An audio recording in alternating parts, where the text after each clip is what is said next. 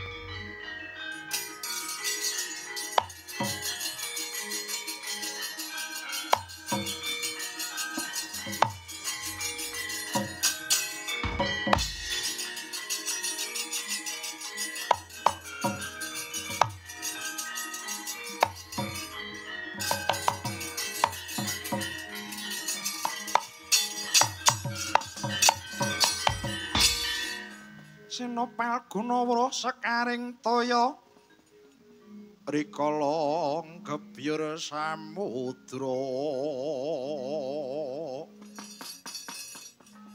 alun gulung magulung-gulungan alun gulung magulung-gulungan lumembak penyu gumambang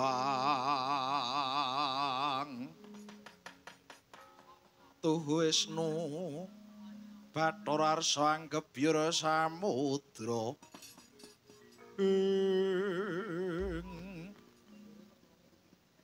wah ngempun dawuh Bapa Bekawan Durna ripalungguhan iki aku kinen ngupadi kayugung susuring angin mapane ana ing wana Tribasara ya ing Gunung Reksamuka mapane ana ing Guwa Sigrangga niat lan kajatku ora bakal kendhuh ora bakal nglukru nggonku ngupadi ngilmu nggonku ngupadi sangkan paraning dumadi wah iki dina jangkae ning ndi papan dununging kayugung susuing angin Babu Kunthi aku njaluk pandongamu Bapak Pandhu aku nyusul kowe yen pancen niat kajate Bratasena nganti ndadekke Bratasena tumekeng pati swarga ginawi ayu tumpaping Bratasena jangkae ning ndi papan dununge kayugung susuing angin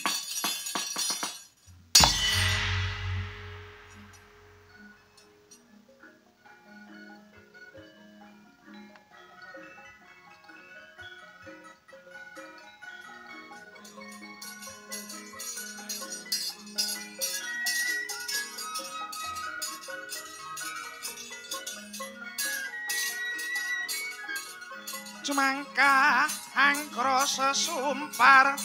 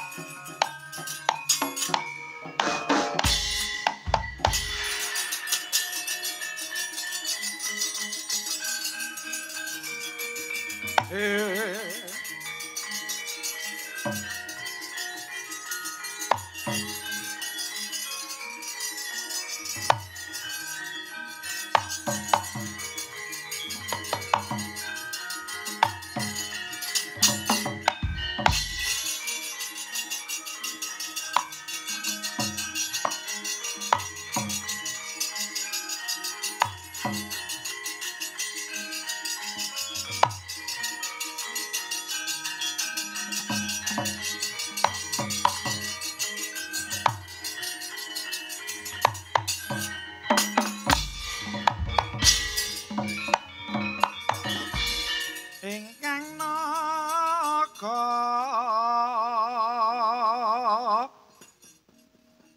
ngebat-ebat tigang ira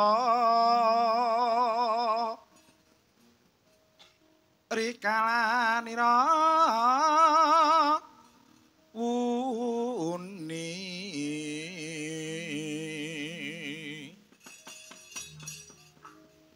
naga makikian katon kawargu mawang wisanyohan nambak gise manau cikra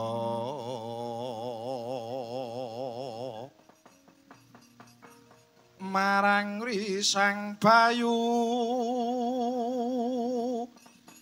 siwi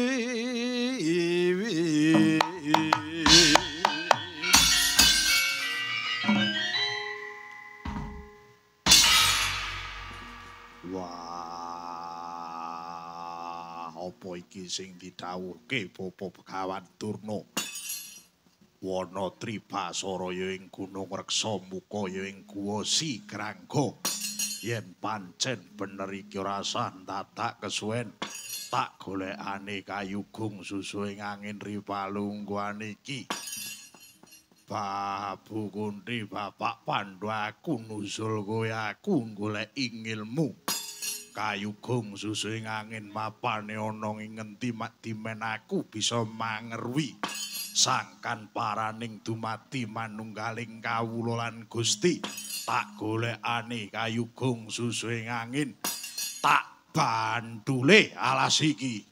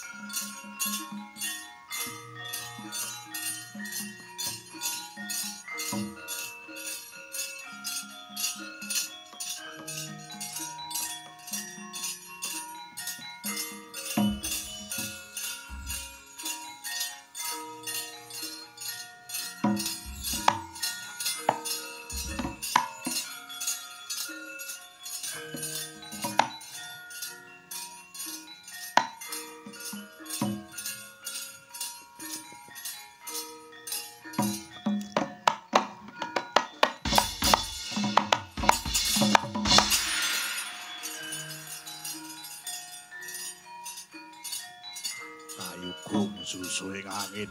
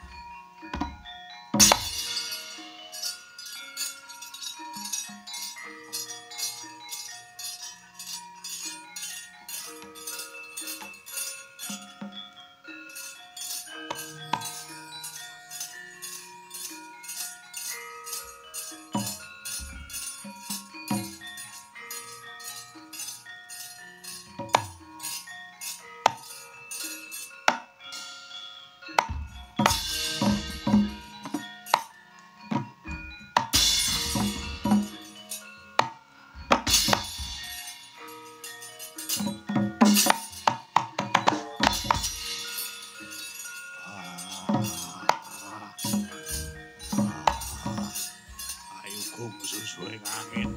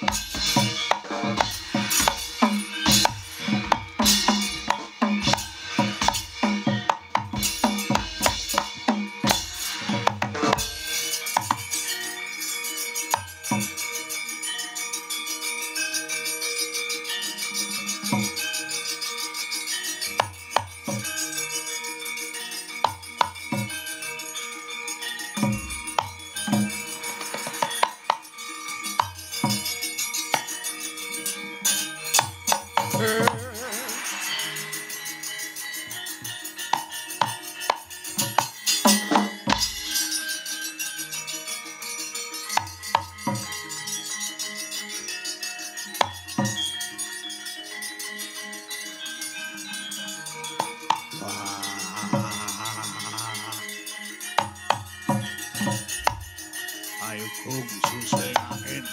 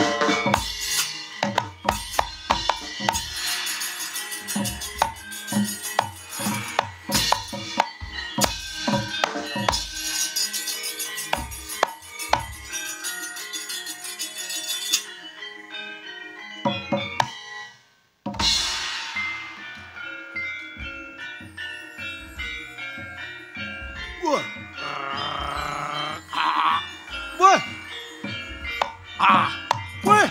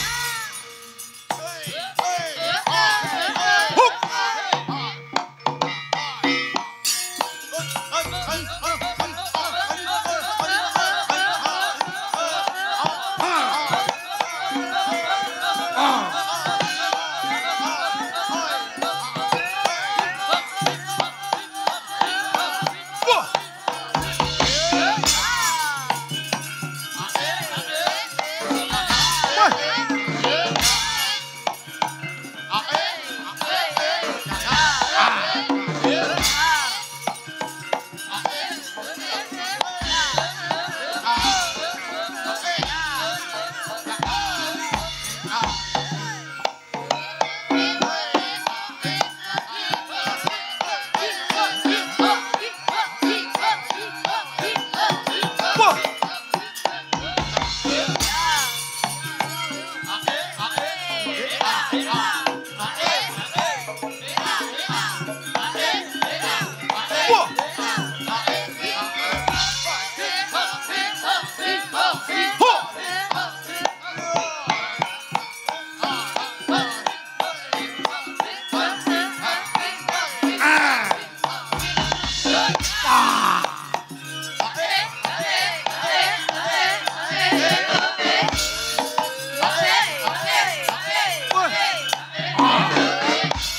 Adireng mangala yai. Woi.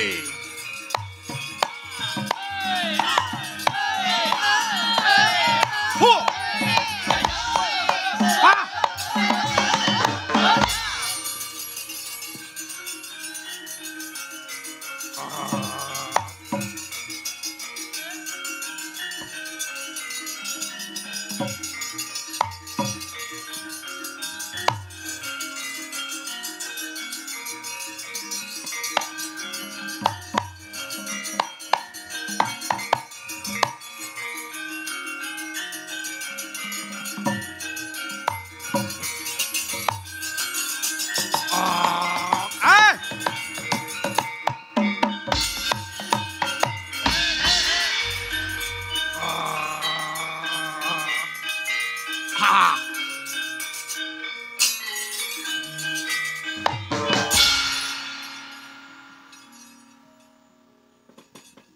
Srumawahyut Sang Yaksendra Kura rupa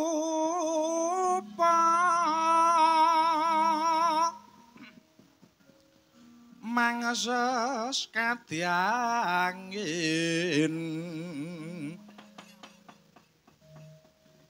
pangsempal kaprapal zelo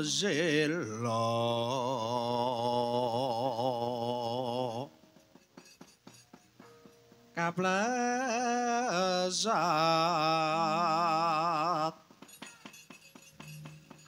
satulu mayu mangungsi kagiat kakuda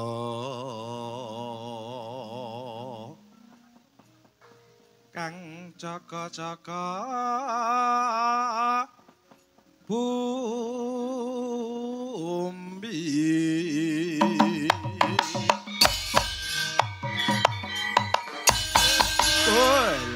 dalah bojleng-bojleng iblis laknat setan padha jik-jikan Yayi Rukmakala apa Kakang Rukmuka iki dina awake dhewe wis sawetara suwe nggone mapan ning alas kene iki Yayi. Lah iya to Kang, penandang sing disandang awake dhewe ora enggal sirna, ora enggal rampung ning kok saya ndadra ki piye Kakang Rukmuka?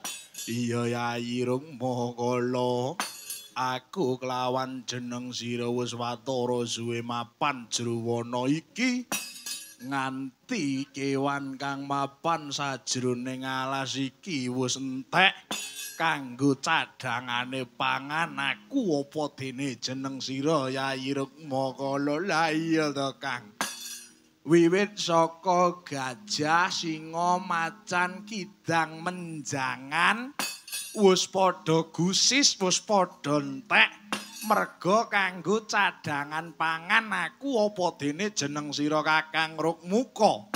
Malah kepara iwak kang mapan ning kali wis entek gusis, iwak wader wae ora ana, iwak sepat wae wis entek merga ditadah cara mangsa. Aku apa dene Kakang Rukmuka? Lah iya Yayi, terus iki mengko bakale awake dhewe iki kepiye? Wong urip mapan ning alam padang kok ora entuk mangan ki terus piye? Wurung tan wurunga awake dhewe iki mengko bakal mati lemes, bakal mati kaliren Kang. Lah iya, terus piye Yayi Rukmakala? Apa ngene wae Kang, aku tak medhun nyang Karang Padesan, aku tak nyolong Rajakaya kang mapan ning Karang Padesan, nyolong Rajakaya para warga kang mapan ning Karang Padesan sapi wedhus tak colonge tak gawane munggah ning alas iki ya ning Gunung Reksamuka ya ing alas Tribasara kene. Aja Yayi, nadyan aku lan kowe iki buta-buteng betah nganiaya, nanging aja nganti colong jupuk. Merga wong colong jupuk mono elek-eleke wong. Wong kok gelem colong jupuk kuwi ora bisa mari. Karepmu piye? Wong kok duwe penyakit umpamane penyakit panas kuwi diobati mari, penyakit watuk kuwi ditambake mari. Ning kok penyakit kok nyolong kuwi selawase urip ora bakal bisa mari. Mari mung sedilut ning kepepete urip mesti gelem colong jupuk meneh. Kuwi elek-eleke wong. Dadi rasan-rasane tangga, dadi rasan-rasane kanca. Kae lho cah kae gelem colong jupuk, kae lho wong kae gelem jupuk bandaning liyan, malah remeh dadine. Lah terus karepmu awake dhewe senadyan buta, aja nganti colong jupuk Rajakaya kang mapan ning Karang Pradesan Adi. Kaget risang kapirangu rinangkul kinempit kompit dosang retnaning bawana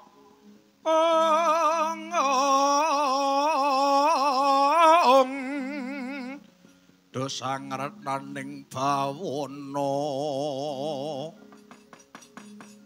ya kitu kang ngenesing tias ya ki tukang kudu goreng. Gosik tadi. Apa kek? Awake dhewe jagongan ning tengahing alas ki wis watara suwe. Awake dhewe jingkrak ning tengah alas ki wis sawetara suwe. Lah karepmu ki ngopo? Iki ana ambune wong. Apa iya, Dik? Iya, iki ana ambune wong. Coba tak ambune luwih dhisik. Wah, iki ana sing mlebu alas iki. Yake ana sing mlebu alas yake. Iki lanang apa wedok to, Kang? Iki yen manut aku lanang. Wah, ora iki. Iki kringete wong wedok ki ngene iki mestian. Rada sengak-sengak ngene iki mesti kringete wong wedok iki. Kringete wong lanang ki gak ngene iki, Dik. Iki mesti kringete wong wedok iki. Iki kringete wong lanang. Kringete wong lanang ya ngene iki. Diprepeki, dipethuki adi.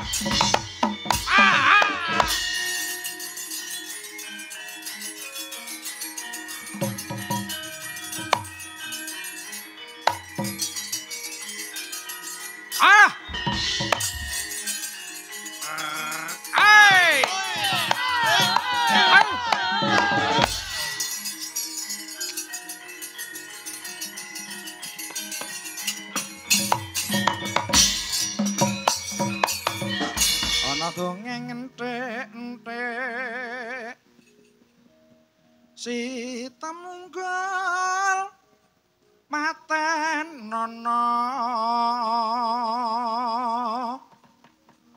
temunggul apa dosane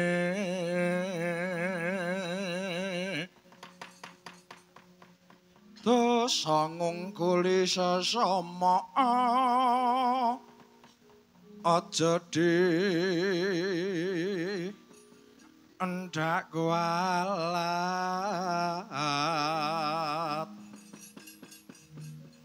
lah iya bener kan ndakmu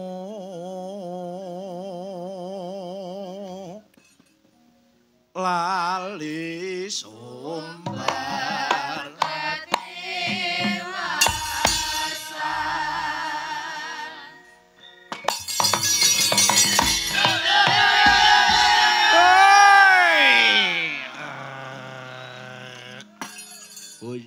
Bujleng iblis laknat setan bodoh cek-cekan kece wali kece sadat kobra wali kobra larak tenan to ana wong sing mlebu alas lah iya iki wong lanang lah iya iki wong lanang mlebu alas ki ngopo sajake arep golek kayu takoni luwih dhisik Kakang Rukmuka Satriya jorep mati tanpa aran kowe iki sapa Gus wah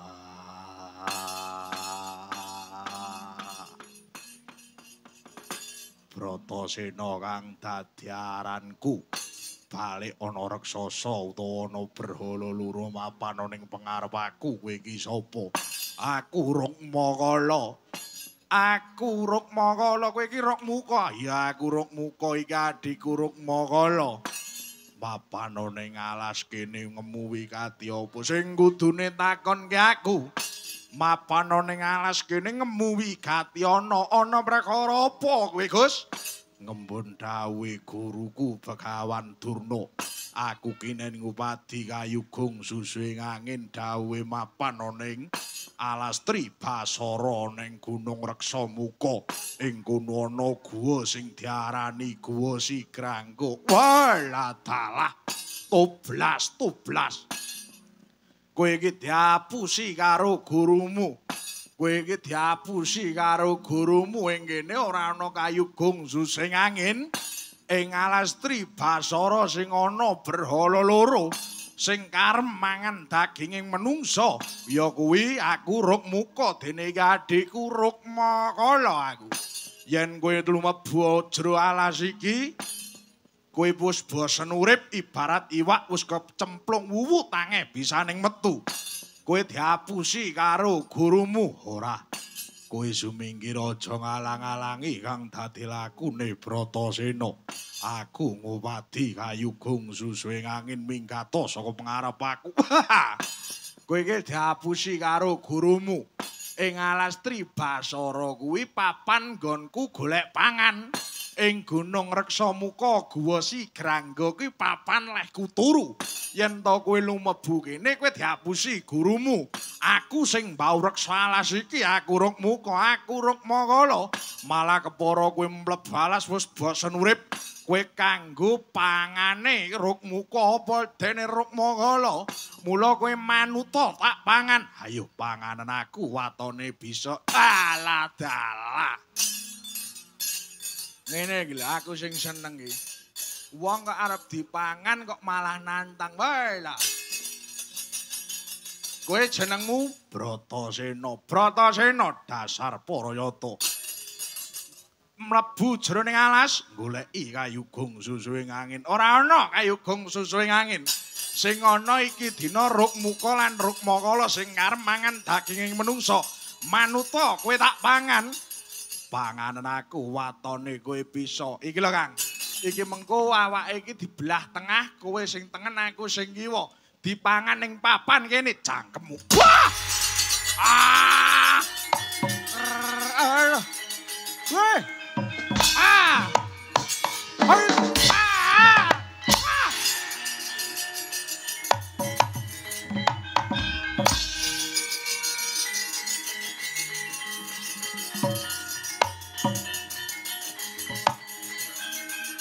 Ah!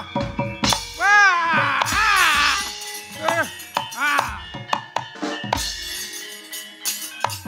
Goncang ganjing langit kelap-kelap katon. Lerginen sanging alis risang mawe kandrung. Ing waladalah. Burung sida tak pangan wis diantem cangkem kuwi, Kang. Kowe iki ya ngono arep mangan wong kok dadak ditekoni. Ya biasane iki ngono kuwi. Wong arep mangan wong iki ditekoni. Dek, omahmu kuwi ngendi? Umurmu kuwi pira? Kowe wis duwe yang apa urung? Biasane arep mangan wong iki ngono kuwi carane, cangkemmu gagas kowe. Ah. Ah. Mancing rananggana.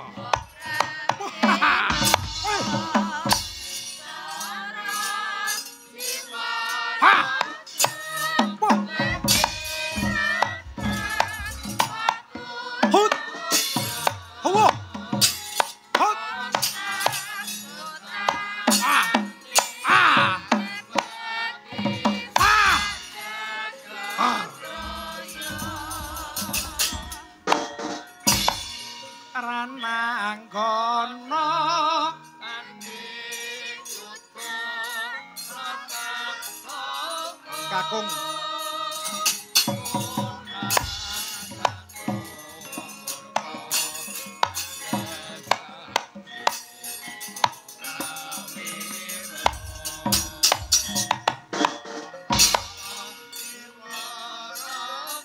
Nus.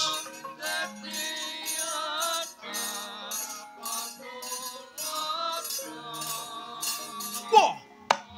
Suara dadamu. Ah. Hut. Ah. Wah. Pat. Wah. Ah. Ah.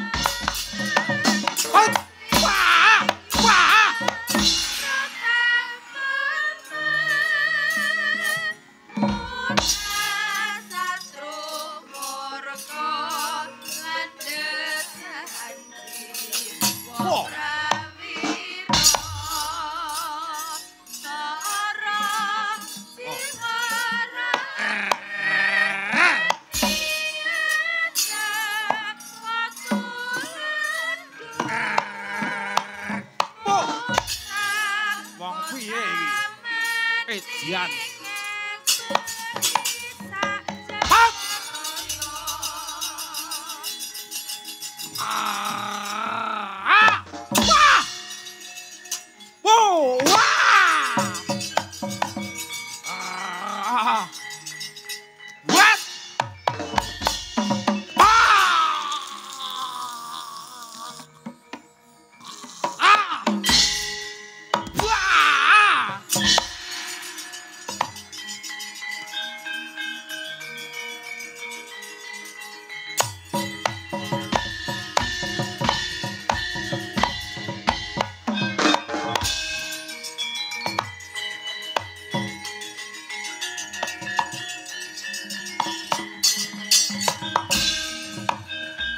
Berbabak suruh ngabranang geget waja mlintir gumbala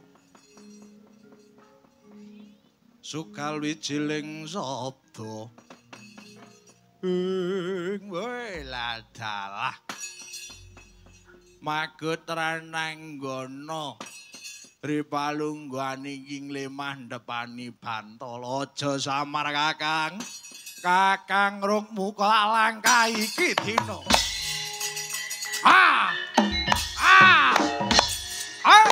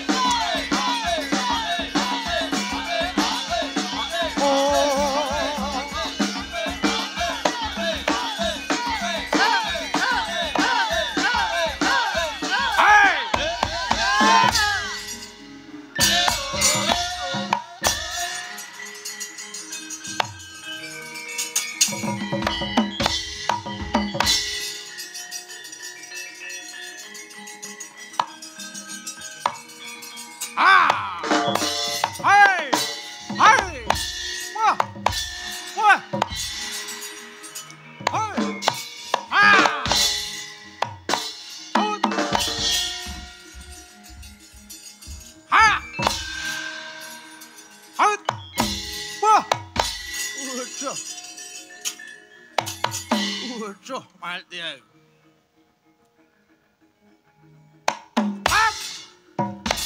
Wah, wedian.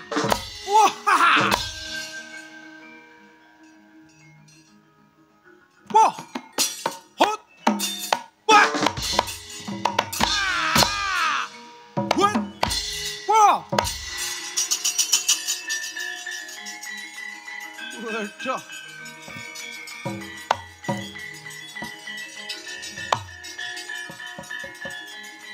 What? Ah! Ah! Wah!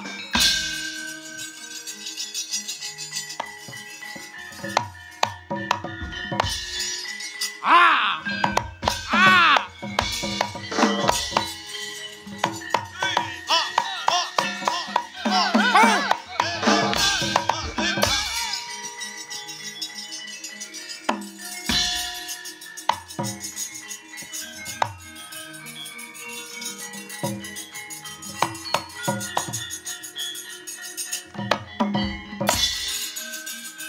Ah! Ha! Ha! Hai! Ha! Ha!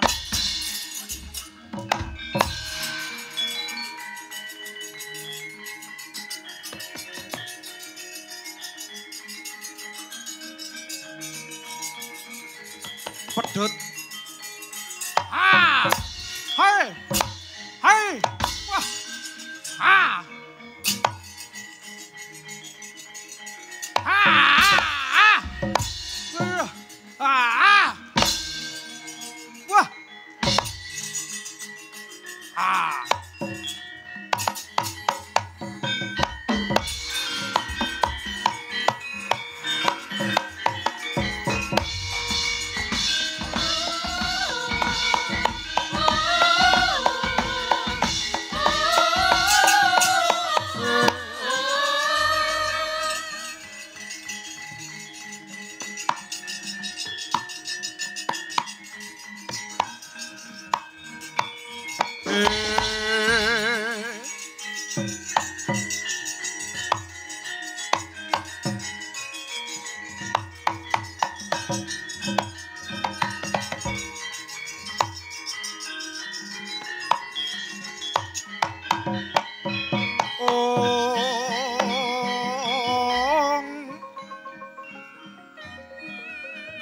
Miat langening kalang imana glarabanta moncar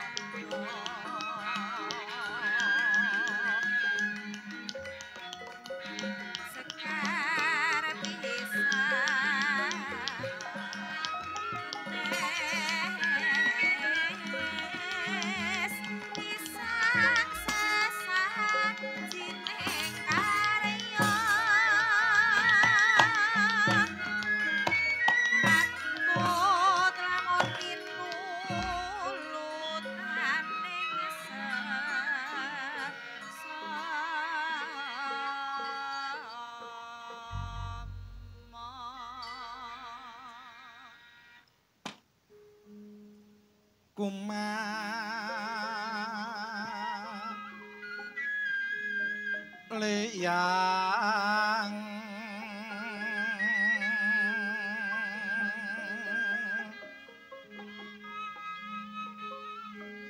lotaking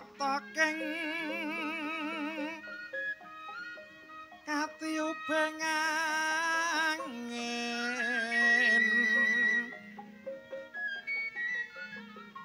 Aduh, aduh, babu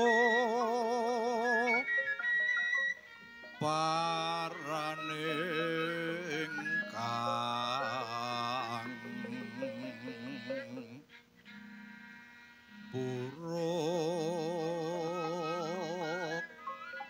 ipun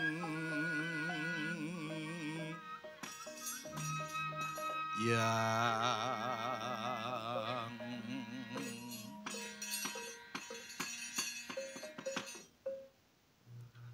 umawi genamastu nama sidam sidam sekaring bawana langgeng kulup titahulun Bratasena wah pukulun Bathara Indra nimbali marang aku Bratasena ana dawuh mapa nelakake gedhening panuwun kang tanpa upama ya ngger dene jeneng si kita Bratasena wis bisa ngruwat marang wewujudan ulun kang sekawit awujud brahala loro ya merga jeneng kita ulun wis bisa karuwat Sena wah Bratasena ulun nelake gedhening panarima kang tanpa upama dene jeneng kita Angger Bratasena wis bisa ngruwat wewujudan ulun kang sekawit dadi raksasa loro ya merga jeneng kita ulun bisa karuwat ya ngger Bratasena ya Rama pukulun Bathara Bayu apa dene pukulun Bathara Indra ngger Bratasena jeneng kita mapan ana jeroning wana Tribasara iki ngemu wigati apa Sena marake matura marang ulun ya merga ngembun dawuh Rama Begawan Durna Ripalungguhan iki aku kinen ngupadi kayugung suswing angin kang mapan ana ing wana Tribasara ya ing Gunung Reksamuka mapan ana ing Guwa Sigrangga Begawan Durna ndhawuhake yen ing kono papan dununge kayugung suswing angin pukulun Bathara Indra Om awi genamastu nama sidam sidam sekaring bawana langgeng Sena ing papan kono mboya ana kang diarani kayugung suswing angin ing papan kono mboya ana sing diarani kayugung suswing angin jeneng kita baliya matura marang guru kita Begawan Durna janjane apa sing didhawuhke Begawan Durna marang jeneng kita sing kudu kita tuhoni janjane apa kekarepane Begawan Durna Sena tan samar pamoring suksma sinuksma ya winah ya ing asepi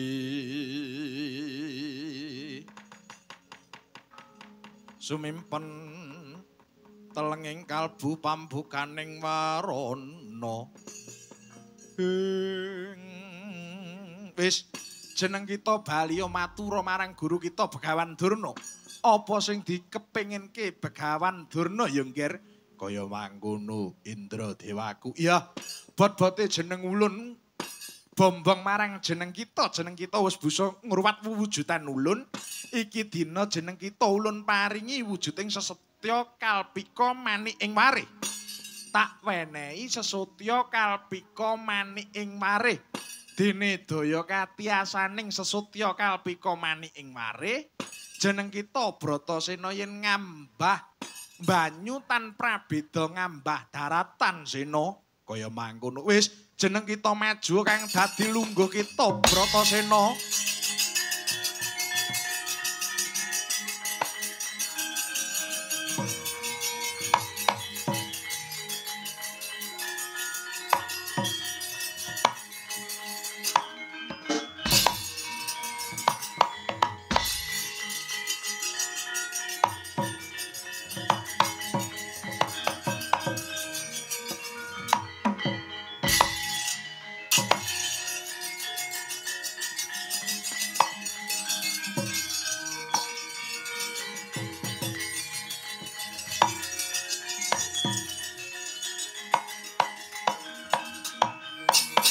Wis jeneng kita Baliya. Matura marang guru kita Begawan Durna. Jan-jane apa sing dikepingini Begawan Durna? Bratasena karya Basuki ulun Balimah Kayangan. Bratasena karya Basuki hayu kang tinemu Sena.